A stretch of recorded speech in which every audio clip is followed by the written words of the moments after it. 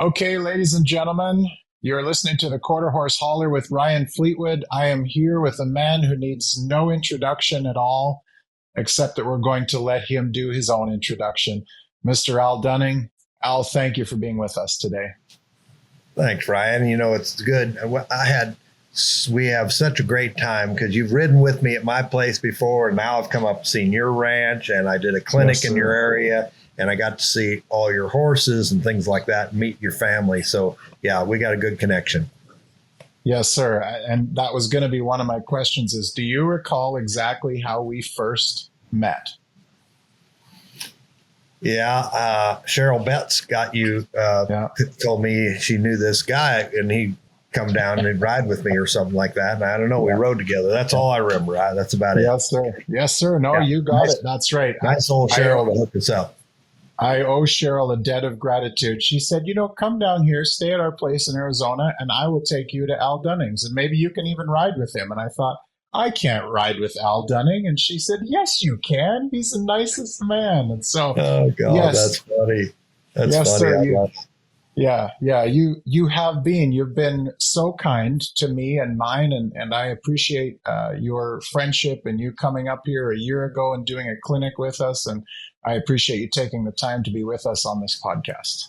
Yeah, that was a terrific clinic. Matter of fact, there was a little bit of everything, wasn't there? I mean, there was some reiners, some cow horses. There was a cutting horse. There was a barrel racer. Then there was all kinds. There was green horses and things like that. So I had a real good time, sorting that out and helping each one of them and what they needed individually at that time. So yeah, it's good. It was good. I really appreciated how you met each person where they were and helped them along from there. It was cool too, because I have a lot of friends in Canada, and they picked me up at the airport and came and visited during the clinic and things like that. So, it was really fun. And I hope we get to do it again sometime.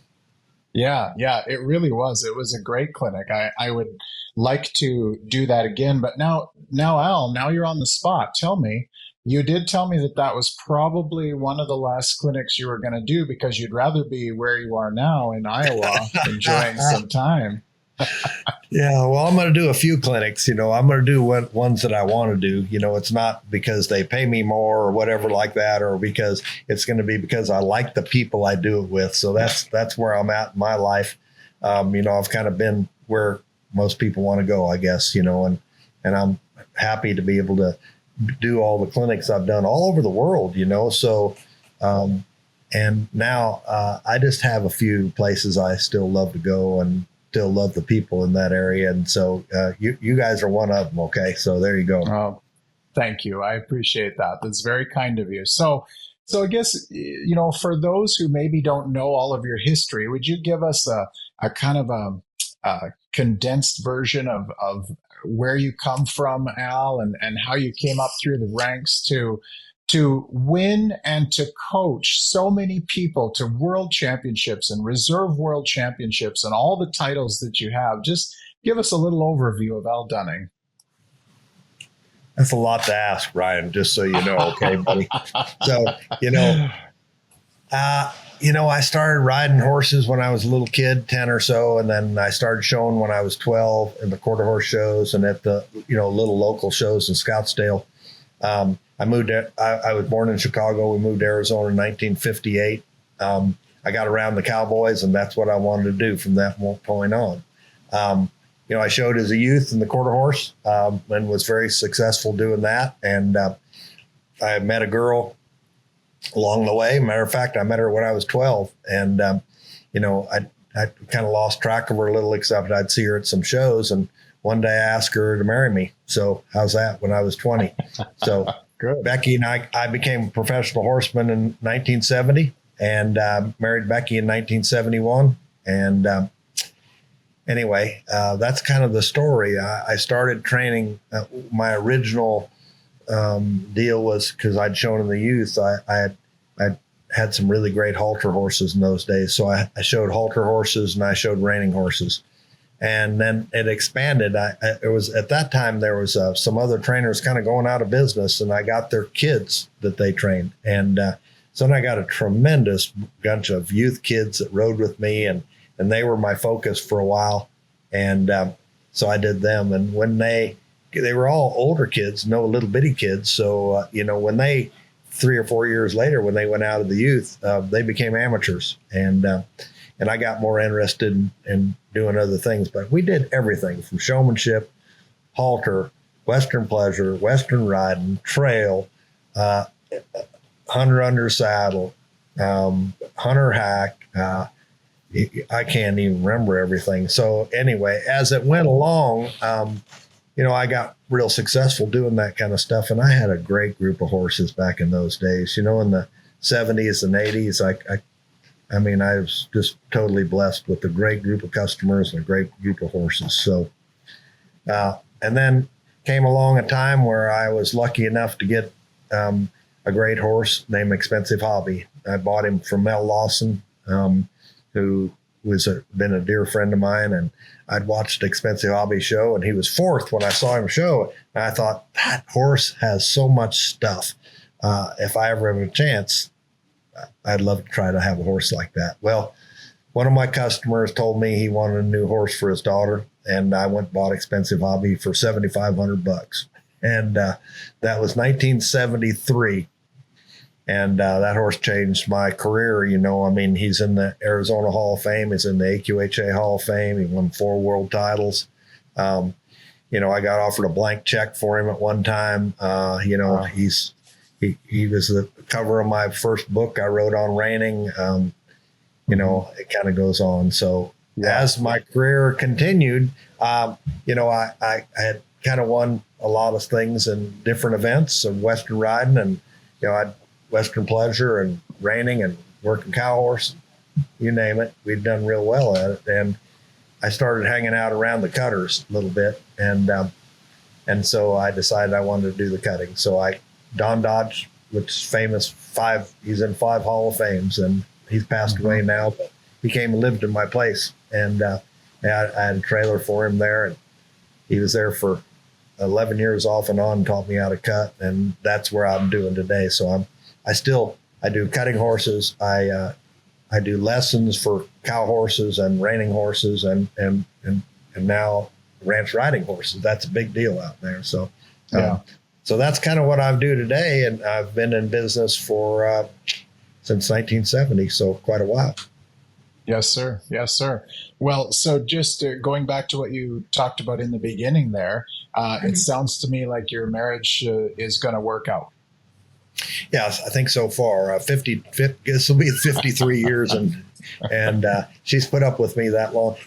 Being married to a horse trainer is not easy, because I was away a lot back in the day, and she kind of held down the fort with the kids and everything else. And, I tried to make it home. I tried to go to all the games. I tried to do all those kind of things, but man, I was away a lot. And, I owe her a lot of what I have my success, because she kind of held it together and kept me grounded. The thing about it that is interesting, when you have a really good family and you have a really good wife, and no matter how bad you do at the horse show, you come home and they still love you. Okay. Sure. And you're okay. And my wife is really, she takes care of the books and she does all that. And she lets me know when I can buy a new truck or a new saddle or something like that. And I listen to her, because I hung around some of the greats of all time that ended up being broke at the end. And I never wanted to be broke at the end of my career. Yeah. So every 8 to 10 years, you can buy a new truck or something. Something like that. Yeah. Or if all the tires fall off, then it's okay. So yeah, like that. Well, we see things we want, and so, and I'm good about not collecting stuff. I was at one time sort of a collector. I had a huge collection of clapper bits. I have had a huge collection of saddles that I won and things like that. And now I pretty much have got over all that. So I just had a huge sale a little bit ago. And I sold like 11 clapper bits and made a ton of money. And right. I don't think I have one. I think I have one trophy saddle left, and we've won 100 if we won one. So, I'm just not that sentimental about that. I'm more sentimental about my family and my horses I love and the people I love too. They're really important things. Yeah, I think. Yeah. Yeah. And so, Mr. Al, you try to get a little smarter as you go, Ryan. You know, you don't, you know, in the beginning, I'm not so sure anybody's very smart, you know, in the beginning, but, you know, a wise man keeps learning as he goes. Even though we think we're pretty smart when we're younger, it's just because we haven't gotten old enough yet to realize that we didn't know a dang thing. My wife always told me, she said, it's pretty hard when I was young. She said, you can't screw a 40-year-old head on a 20-year-old body. She's right. That's not the truth. That's not the truth. All that I know is that the older I get, the less I know. Yeah. Isn't that something? It's because the wiser you get, the more you're open to it. You know, one of my heroes was a trainer in California named Jimmy Williams. I think he's one of the great trainers of all time. He trained hunters and jumpers, stock horses, and all kinds of stuff. And he said, written on the back of his trailer, it said, the day I quit learning is the day that I die. And I'm into that. Horsemanship especially, and I suppose it's true of life in general. It's just kind of a lifelong journey that's always evolving, isn't it? Yeah, I'm sure it is. You know, it is for me anyway. I mean, I like to, I try to surround myself with the people that know a whole lot more than I do about the things I really want to know about. And that really helps me. And you know, I've had some great assistants, as you know, I've had several that have been world champions now, or a couple of them are in the Hall of Fame of different associations and such. And those guys, I always want them to learn what I wanted to know, but I drew from them too, you know, and it's nuts because every horse show I ever went to, no matter how good I did, you know, I was watching the other guys and seeing if I could get something from them. And, and I've always, you know, you see the guys hanging at the horse shows and they're all hang together. They're the same age. They're all like in their 20s or so. And I think that's never what I did. I always hung with the old guys. I hung with the guys, the wise old men, you know. So I was always like around that Jimmy Williams and Don Dodge and, you know, Harold Farron and Ronnie Richards and, you know, all these greats that I grew up around. I tried to hang with them and learn as much as I could from them because, you know, older, wiser. That's how I put it. Indeed. And so talk to us about a couple of your best mentors that you've had over the years. Who would those guys be, and what are some of the key lessons you've learned from them? Well, some of those guys I work for, I learned what not to do, you know, I mean, because they were wild, you know. Horse training has changed, the demeanor of what we do at the shows, and, you know, there's a lot less drinking and carousing and running around than there used to be. So my first guy I learned from was a guy named Yale Semenoff, and he was a bulldogger, and he taught me my first horsemanship, and I got to meet some of the greats of all time. I got to meet Chuck Shepard, Dean Oliver, Dale Smith, you know, all the great ropers. And that's kind of where I first kind of started hanging out, carrying a rope all the time with me and doing that kind of stuff. As time went on, I met Jim Paul, and Jim was like a father figure to me. You know, he was a tough guy. He rode hard. He worked hard. He taught me a lot about that. And he held my feet to the fire as a kid because I was always goofing around, you know. So, but without that, I probably wouldn't have that structure of, you know, get up real early and get after it type of thing. You know, and he was just an amazing man when it came to, you know, we rode a lot of bad horses in those days, and he would always get the best out of them. You know, I mean, it was like the Army. You know, he always said, you don't have to make them great, you just need to make them the best they can be, you know. And as I got a little older, and when I started at the end of my high school, I went to work for John Hoyt. John Hoyt was probably the most wise, amazing. He was the one that made me want to become a professional horse trainer, because what he did with the horse was amazing. I mean, he was all into the feel.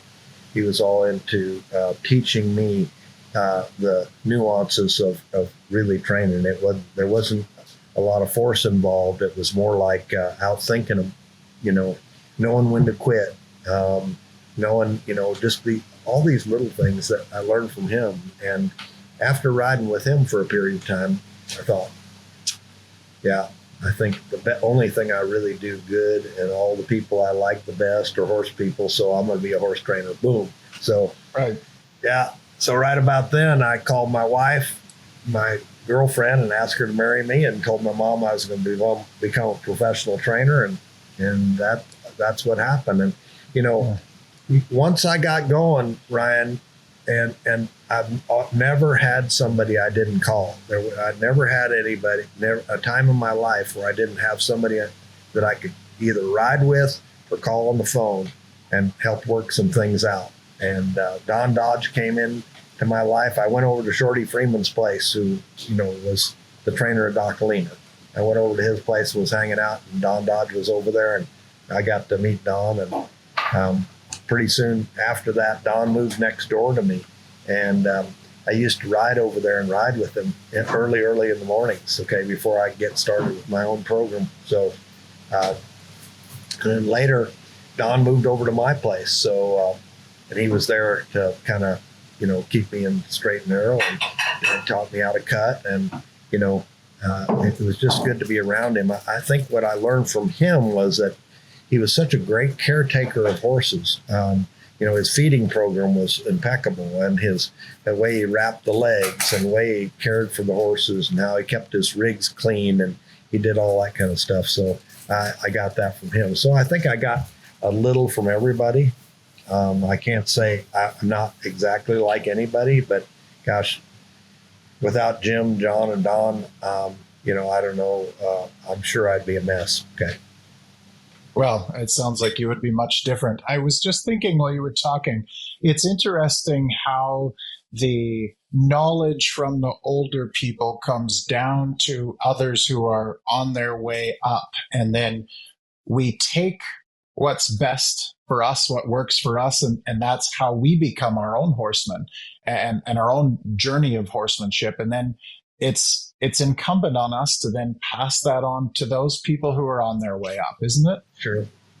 Absolutely. And one of the things I'm most proud of is the guys that have worked for me that have gone on and become, good horse trainers, they love horses, they care for the horses, right? They take good care of their customers, and they know about business. The problem with some of the horse trainers I knew growing up was they were, pretty good horsemen, but they were horrible businessmen.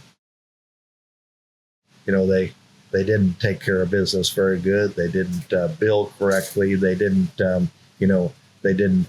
weren't there on time all the time. All the things that we need in business, they didn't do. And I think you got to make sure.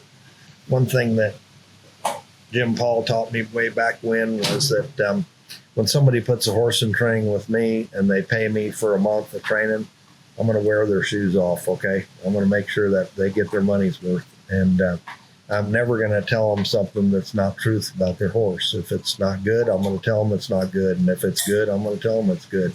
And, Sure.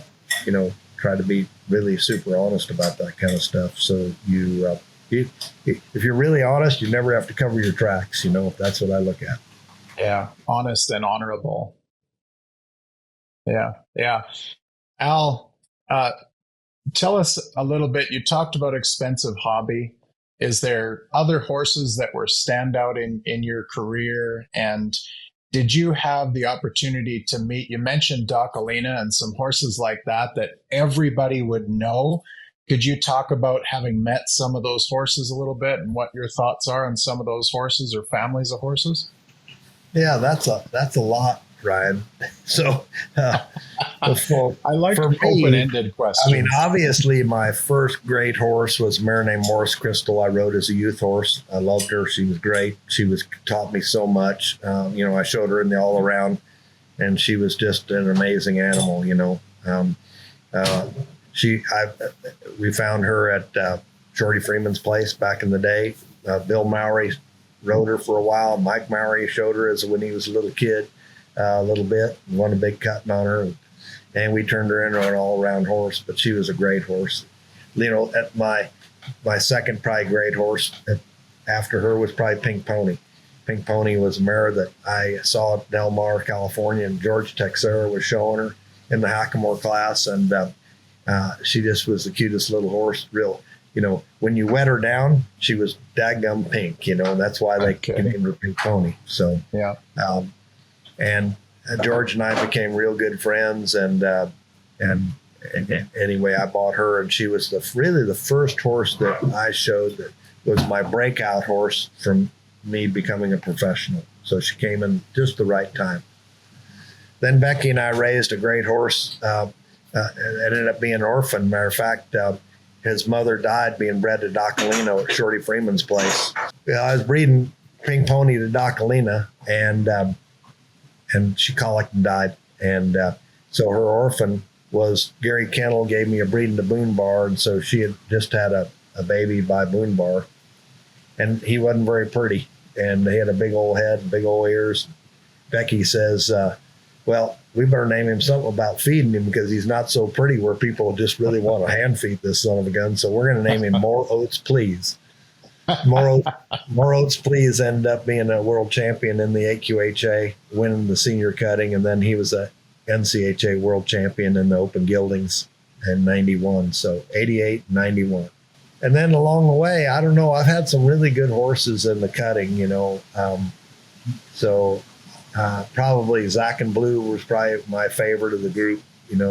Zack and Blue was just an amazing horse. He started by Roger Wagner, he's an amazing trainer.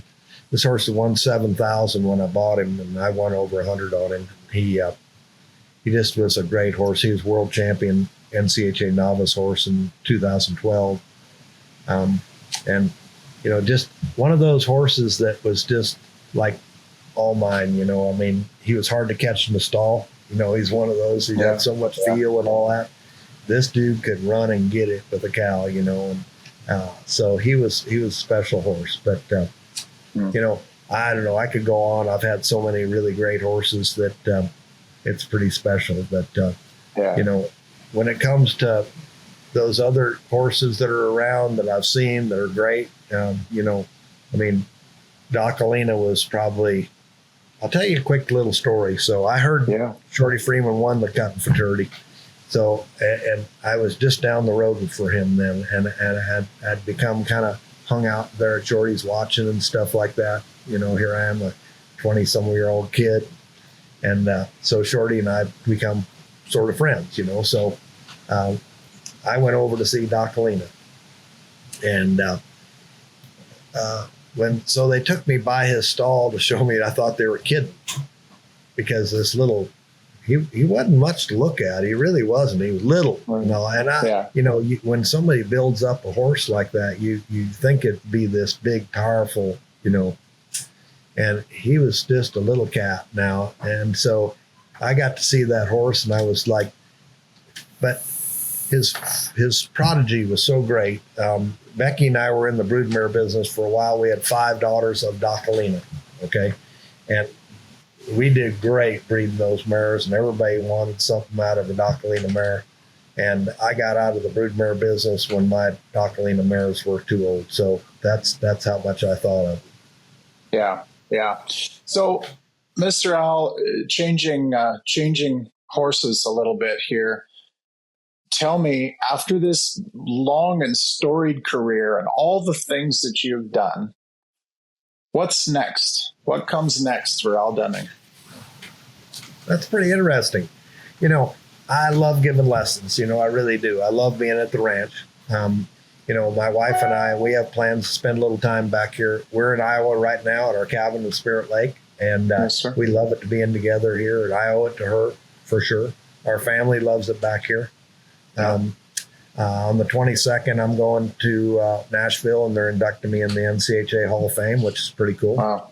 Congratulations. Finally got to that level. So, I'm involved. I'm the vice president of the Arizona Cutting Horse Association. I'm on the judges committee of the AQHA, and I'm a director at large there. I got a lot to do. I still have a lot to do. And my son-in-law, Shad Parkinson, who just had a amazing show at the NRCHA Derby at Westworld. He won the super spectacular cow horse deal where it's the herd work, the rein work, the fence work, and the roping. So, and he won it the second year in a row. Shad just moved into the ranch with us, and so I'm going to be kind of mentoring him and helping him along the way. And Becky and I are building a new house.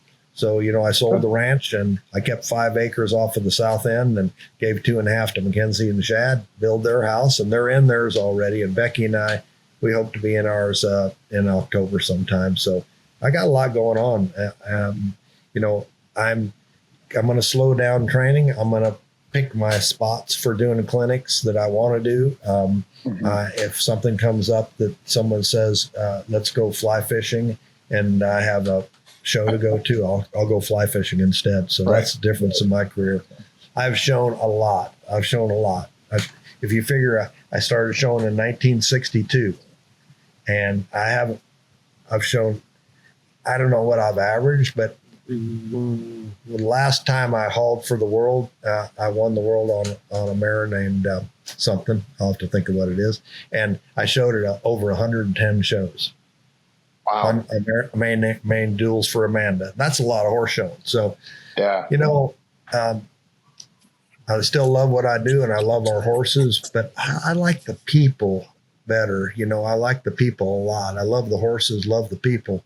And so that gives me the chance to, right now I've got a couple of really neat young horse trainers that I'm helping, and I help their clients and help them. And I'm helping Shad. And so I guess a helper, that's where I'm at now. But there's going back to giving that knowledge again, right?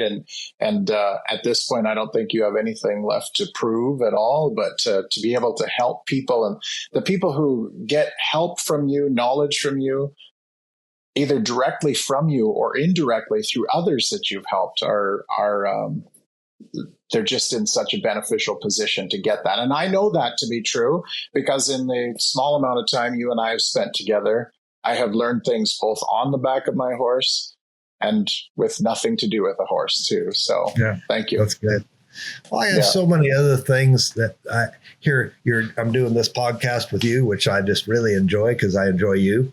And thank you. So I've started doing podcasts. It's called The Almost a Cowboy. So, and that relates to the Almost Ranch that I've always trained at.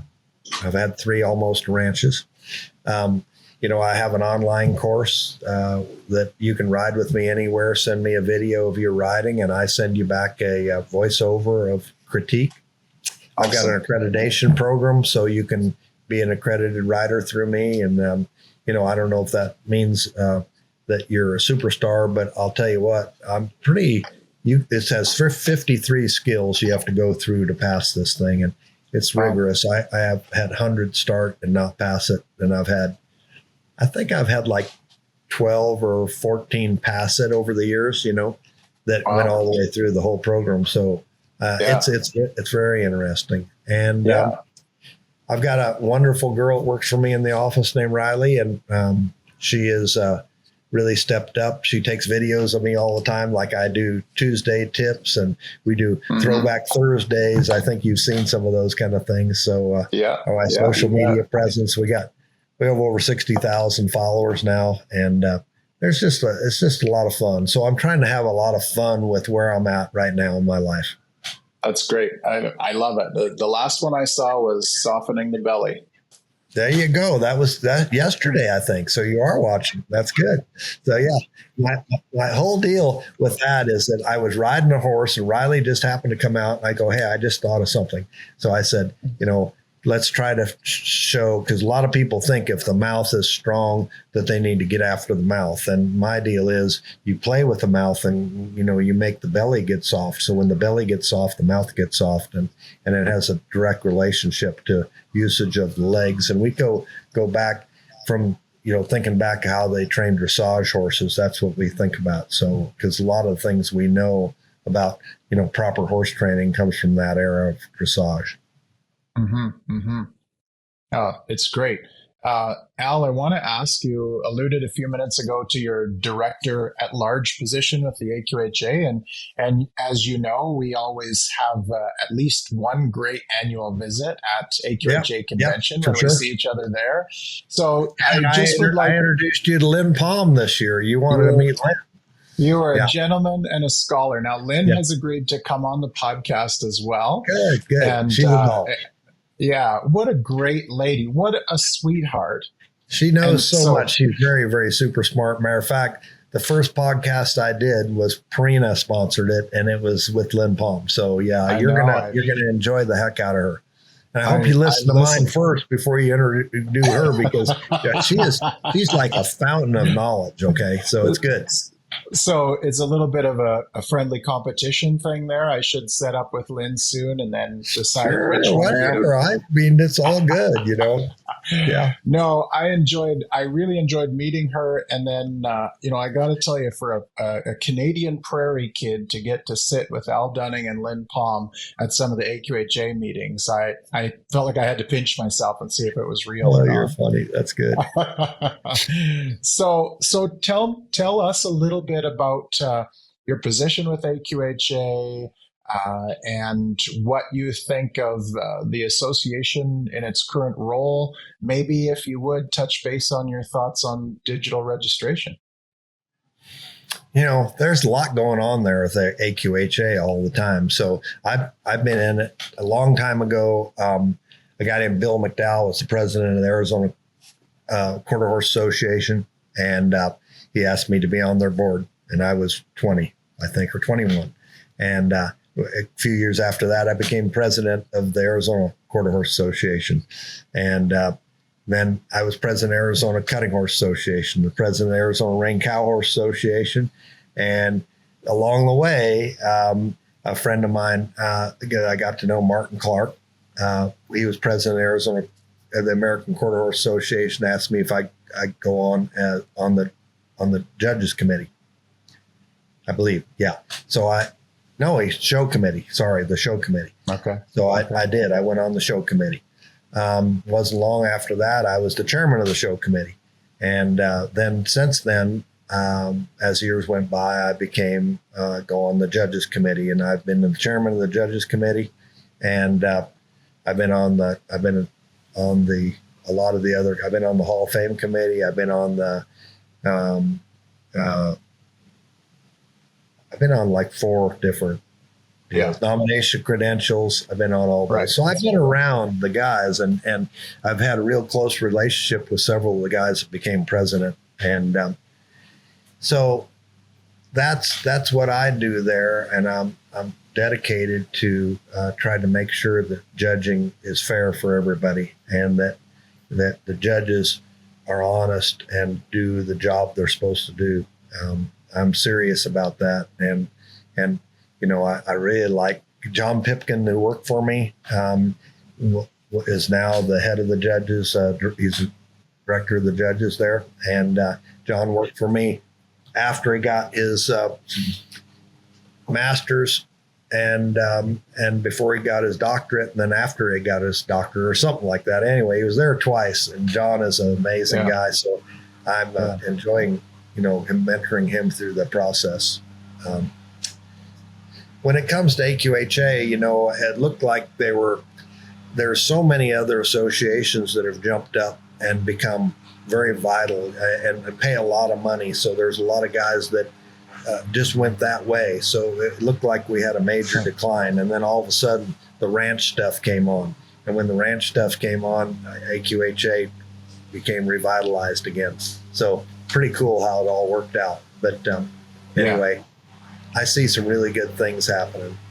Mr. Al, could you touch on what your thoughts are on AQHA going to digital registration? I haven't really thought that much about it, except, I always was proud of holding that registration paper in my hand, and keeping my book of registration papers and being able to whip them out, show them to people like that, and yes, sir. There was so much about that, but,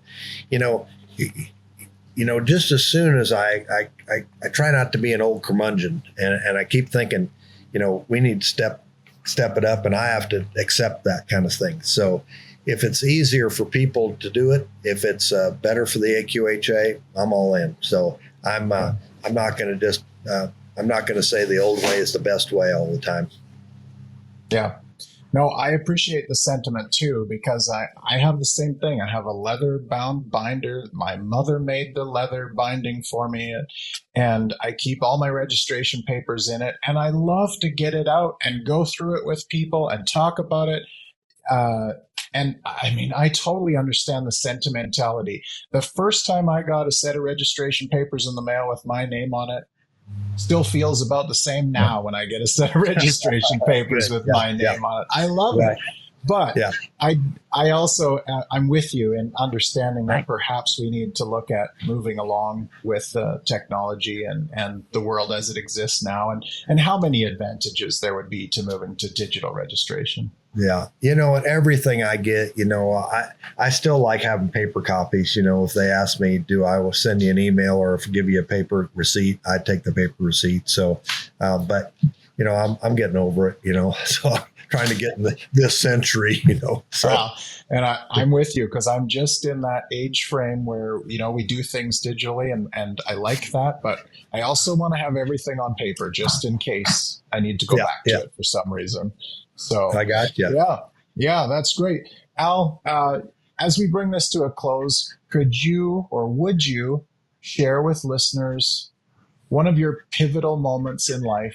It could have to do with horses or not, could be positive or negative, but something in your life that was a big moment for you. Wow. That's big to ask me that kind of question, Ryan, without giving me a warning. So here's probably the big thing that happened to me.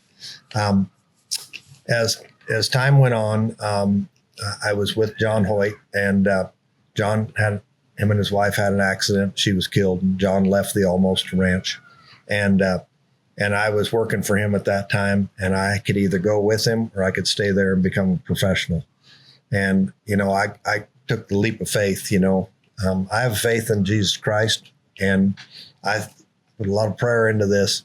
And I thought, what am I going to do the rest of my life? What am I good at? And I decided I was going to become a horse trainer. And to be a good horse trainer, I knew I had to have a good partner. And so it was kind of like it all happened sort of the same time. I said, I'm going to take this. I'm going to become a horse trainer. I'm going to work hard at this. I'm going to make it happen.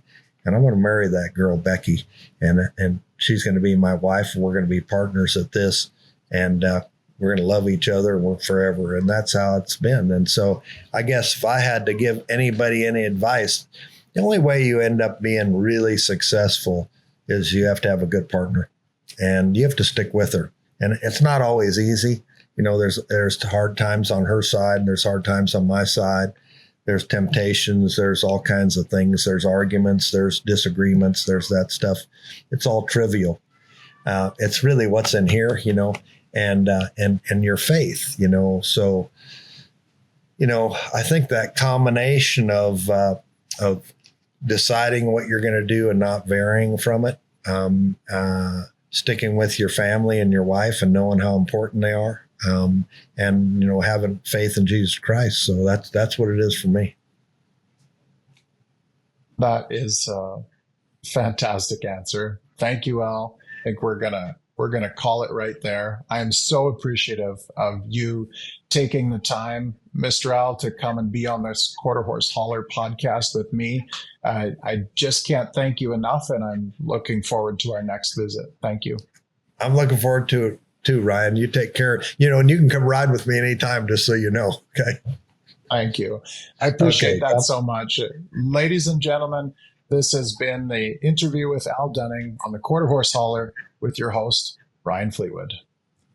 Okay, so we'll cut it there, Al, but God, man, that was so good. Thank you. Good. Thank you for listening to the Quarter Horse Hauler with Ryan Fleetwood. If you'd like to hire me for an equine event as a speaker, MC, auctioneer, judge, or as a clinician for beginner or intermediate folks looking to expand their horsemanship, I'm available. You can reach me at ryan@fleetwoodfarms.com. ryan@fleetwoodfarms.com. One of my other passions is talking about breeding decisions and working to make the breed better. Whatever you need for an equine event, I might be able to help out. If you'd like to follow us on social media, please look us up on your favorite platform, streaming or podcast platform. If you'd like to support the podcast financially, you can donate at buymeacoffee.com/Ryan Fleetwood. All of our links are in the show notes. The episode was produced by me, Ryan Fleetwood, in conjunction with Starset Media. Thank you again for listening to The Quarter Horse Holler.